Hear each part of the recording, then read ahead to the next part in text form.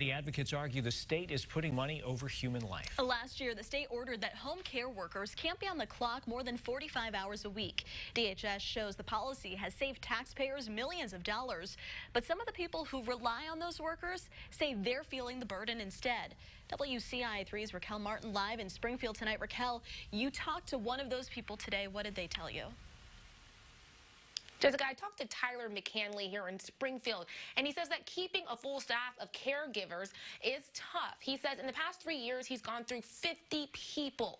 And he says this new policy change isn't making turnover any better. In the end, he says it's his quality of care that's being compromised.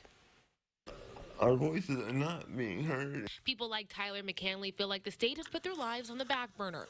Like hundreds in Illinois, he relies on caregivers from the state-funded home care program. Needed every day and every certain hours a day. From getting up in the morning to eating to brushing his teeth, McCanley has about 4 people here around the clock making it happen. But he says a new policy is making staff harder to keep. Last year, the state put a 45-hour cap on overtime. 4 weeks ago, I had to be in bed until 7 p.m. because I couldn't get hold of anybody. He says the cap plus low wages is making it hard to attract reliable caretakers. Quanah Jackson has been at his side for 3 years. She says in the last month they've seen 4 people come and go. What we go through is inhumane, period. She says the strict cap on hours is a burden. She only works about 30 hours, but sometimes stays longer to help for no pay. Because I love him and I love my job, I'm going to take that pay cut. I knew his mother before she passed. That's what brings me back, what she wanted for her son. Jackson says that's a stress-free, independent life. The state acknowledges the home care program is cheaper than having people go to nursing homes. But DHS says the program still racked up a $900,000 bill monthly. Since the cap went in place, the state saved almost $5 million.